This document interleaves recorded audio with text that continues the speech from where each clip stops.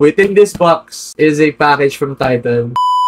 What's up guys, it's Jasper Reyes. As you can see from the title, we are going to be unboxing a package from Titan. Which is, mamaya ako na papakita yun. So muna kayo kamustahin. Musta kayo guys? So from random ng video, no? Sorry for the very random video. Today is April 7, 5:46 AM. 5:46 AM. Hindi pa ako natutulog guys. Gumigising na yung mga tao ng gantong oras. Pero naisipan ko gumawa ng YouTube video. Kasi, I know, I've been missing for a few months. Di lang months. Years na nga actually. Pero kung di nag-upload sa YouTube. Now we're back randomly. Hindi mo lang nagpaalam sa inyo. Bigla ako bumabalik, diba? And, musta kayo guys? Such a long time. So, bang tagal ko lang di naggagawa ng video na nakakanibago na yung horizontal format. Kasi TikToker na ako ngayon guys. But anyway, ba't nga ba ako nagbabalik kayo? Kasi, you know, for the past few months, sobrang na-appreciate ko yung authenticity and rawness of content creation. And gusto kong ma-incorporate sa contents ko yung ganito na parang kausap ko lang kayo ng ganito. Not with the fancy editing, hooking videos, mga algorithm type videos. Naisip ko kahit okay lang kahit di na magka-views yung mga ganitong videos ko as long as, you know, we are staying authentic guys. So, yeah. Anyway, yun lang ang dami kong sinabi, di ba? Yun yung problema eh. Ba't ayoko nung naggaganito eh? Kasi ang dami kong sinasabi eh. Namiss ko kayo guys. So yun, pagpasensya nyo na yung kalat, papakita ko na sa inyo yung yes atin Titan. Let's see, kunin natin. Ang dami kong sinasabi kasi ilang ano na. 2 minutes na nagsasalita. Tutuloy ko na lang yung kwento ko after ko pakita sa inyo to. Ito na. Okay, guys. Sorry, nandito ko siya. Okay, ito na siya, guys. Within this box is a package from Titan. Na-receive ko siya during our UBDG runs. Kaya dala nila to alongside some of the shoes na nabigay din for United by the Game. Shout out to Titan, sinusuportahan nila United by the Game. Dati nag-start lang from me. Ngayon nabibigyan namin yung iba from United by the Game. So shout out to you guys. Sobrang solid ng Titan. Love you guys. So, ang laman nito guys is actually just 2 shoes. Makaisipin siya kasi sobrang dami naman nito eh. Yung mga, yung mga nag-unboxing na napakarami. Pero hindi. 2 sapatos to guys. And I'm very grateful for that. Di ako, makaisipin nyo. Let's open it! Nabuksan ko na siya, pero tada! Ayun, ang gulo, diba? Nabuksan ko na siya actually. So, kung sisilipin nyo guys, we have this box and then this box. Kung basketball player kayo, alam nyo na kung ano to. It's actually one of my favorite players. D-Book. It's Devin Booker. Ito muna yung una natin bubuksan. Bago to. Kasi ito yung favorite ko. Ito yung gusto ko. Anyway, first shoe is this one. Tabi ko na muna to. Let's put it here. Let's open this one, guys. Ta-da! You can see, book, chapter 1 from the one and only, syempre, Devin Booker. And guys, sa mga nagtataka, I am size 11. Ano ba nakalagay dito? Signature the book, Booker here, Nike logo here, parang siyang Travis Scott. Yun yung gustong-gusto ko sa box na ito. I actually have 4 of these already na. 4 na yung book 1s ko. So, shout out Titan. Lahat yun from Titan. Ang nakasulat dito, book 1 EP. Phantom, White, Sapphire, Phantom, basta kung ano yung mga nakasulat dito. But yeah, size 11. Let's open it up, guys. Kunwari, first time ko siya makikita. Ta-da! Sheesh! Let's go! Ayan na, may mga tumitilakot na manok. Nagsa-celebrate din yung manok eh. Kasi nakakasan sila sa sapatos. Sabi nga sa inyo guys, 5 AM na. Ganito ako pag 5 AM, doon ako gising. Guys, look at this! Woo! Ganda! Sheesh! Hey! Okay, too much. Teka lang, please. Alam kong umaga na. Guys, look at the shoe in all its beauty. Actually guys, paano ko ba sabihin to? There's a fact about me na ngayon ko lang sabihin and ngayon nyo lang ata malalaman sa akin. I'm actually colorblind. And hindi ko technically malaman kung anong color to. That's sad. But it's nice. Honestly, gusto ko siya. I mean, ganda niya oh. Plus, ito pa yung nagustuhan ko sa kanya kasi dami ko nang naging book ones like I said. Ito yung for sure one of the best ones na nakuha ko na material. Kasi ganda oh. Hindi ko lang kasi kung anong color to eh. Doon ako naiinis eh. Tipin mo content creator ako guys. Nag-edit ako. Buhay ko yung content creation. Kailangan ko mag-post ng kung ano-ano. May kulay. Colorblind ako diba? Hindi ko alam kung anong kulay ito. Okay, di ko tayo. Color to. Phantom eh. Wala kasing nakasulat kung ano ba ito eh. I don't know. But anyway. Kasi guys, so. Boom. Yo. Tapos guys, so meron siyang may something siya here. Parang siyang aglet. Parang siyang metal something. Ganda oh. The details, bro. May swoosh logo here. There's swoosh logo here. Meron siyang tahi all around. May book here. It says here, Humphreys Peak Flagstaff. Oh, that's actually the name of this colorway, guys. Flagstaff. Plus Nike basketball nakalagay. May parang QR code here sa loob. Ay, it's not QR code. It's barcode. Bruh, may barcode dito, guys. Ayan. Hey. Actually, may meaning to eh. Nalaman ko na yung meaning nito. Kalimutan ko lang. Pero may meaning eh. I've done my research, okay? Pero I'm not good with remembering things. So that, guys. Solid, solid. Susuotin ko to. Sa Wednesday, meron kaming runs eh. May UBTG runs kami every Wednesday. So, matik susuotin ko to this Wednesday. Let's look at the other pair. It's pretty much the same. Ayan o. Instead of the barcode, swoosh logo. Ah, parang siyang ano, mesh. Alam mo yung material ng jersey? Nice. Nakakatuwa kasi apat na yung binigay sa atin ng Titan na ganito. Which I will show it to you guys. Siyempre, ito yung fourth one that I got brand new. Yung first na binigay sa atin ng Titan na book one is this one. This is the...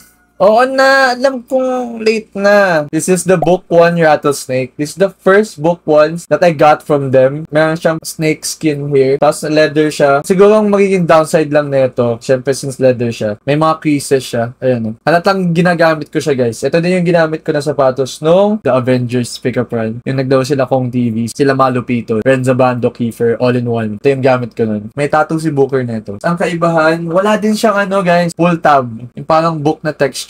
It represents like book pages. That's chapter 1 here. Wala siyang ganito dito sa pair na to. Sa bagong pair. That's one thing I've noticed. Still, meron din siyang barcode sa loob. Same thing kung ano nakasulat. Yeah, ayun o. Kahit ang gamit ko siya. 96 nakasulat kung kailan siya pinanganak. Pero yun nga, guys. First book ones that I got from Titan. And the second one na nakuha ko sa kanila is, actually nandito siya. The Nike book 1 Halloweens. Actually, isa to sa pinaka na-appreciate ko din na colorway kasi sobrang creative. A lot of you guys know me na mahilig sa light-colored na shoes. Pero kahit hindi siya light-colored, sobrang na-appreciate ko siya. Ang ganda niya. It gives me Nightmares Before Christmas vibes. With the stitches, sa swoosh. Ang ganda niya oh. Tapos yung material na ginamit here. Yun lang yung mapapansin nyo talaga sa book ones. Mga crease lang talaga siya. Just like this one. Malaman mong gamit na gamit siya kapag may creases. Tapos yun oh, yung material niya. Medyo raw. Yung texture talaga na in-achieve nila dito. Same thing with the stitches din. Yan, yung pull tab with the different font nang na ginamit here. Same, chapter 1 nakasulat. Different font nga lang. Tapos, best thing about this shoe, glow in the dark siya, guys. So siya, di ba? Ayan siya. Okay, let's turn off the lights.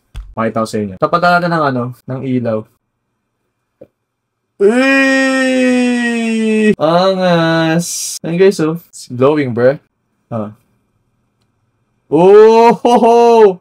Ayan, kitang-kita niya dito. Yun, no? Boom! See it? Pero hindi ko alam kung kailan nyo gagamitin yung glow in the dark feature niya kapag naglalaw. Ano lang siya, pang flex lang talaga siya. Nag-glow in the dark. But yeah, it's the second shoe, guys. Book 1 Halloweens. Then, di pa tayo sa third book ones, which is one of my favorites. Nasa rotation ko siya ngayon. Lagi ko siyang ginagamit din. Which is... Tadaan! Okay. Ito siya, guys. Ganda. Dito, hindi pa siya masyadong creased. Malinis pa siya. Isa to sa pinaka good looking shoe out there. Mas simple lang siya. Tapos, pwede talaga siya panlabas kasi it's a homage sa Forrest Gump, Nike Cortez na ginamit niya. Na ganito yung colorway. If you know, you know. Makikita niyo ako lagi ko sinusuot to recently. Sobrang ganda kasi niya, guys. Pumorma talaga yung tsura. And yun nga, kaibahan nito, wala siyang pull tab here. Pero, may Nike swoosh logo here. Ito din yung kaibahan niya, guys. Instead of the tattoo na ginamit kay Booker, nilakalagay dito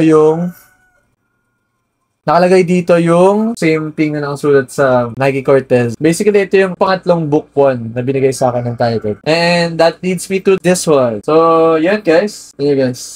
Hey. Moving forward. Alam ko, ang tagal ko na dito nagsasalita about the book ones. Let's move forward sa second shoe na binigay sa atin ng Titan. Oh! Tada! Let's go! Box pa lang. Lakas na ng dating. Classic Jordan 1 box. Says here, Air Jordan 1 Retro Low OG. Obsidian University Blue / sale. Sheesh! Again, size 11, guys. Let's open it up. Sheesh! Yeah! Damn! Guys, may pamorma na naman tayo. Ganda niya, guys, oh. Wow, grabe. Bango. Sa mga nakakaalam dyan, this is the Air Jordan 1 Retro OG Low in the Obsidian colorway. Sa mga sneakerheads dyan, alam niyo yung Obsidian na high cut. So basically, ito yung low cut niya. Tapos yung classic Nike text here. Hindi ko muna siya makapakitang suit, guys. Kasi anong oras na rin. Oh, it has extra laces. Should we change it? Feel ko papalitan ko siya. But let's see kung mas bagay siya. Okay, another fun fact. This is my third Jordan 1 from Titan. But this is my fourth Jordans from them. Yung isa doon, they gave me a Jordan 11. And guys, Pakita ko sa inyo guys kung ano yung mga binigay sa akin before ng Titan na Jordan 1. Which is, nakikita nyo na.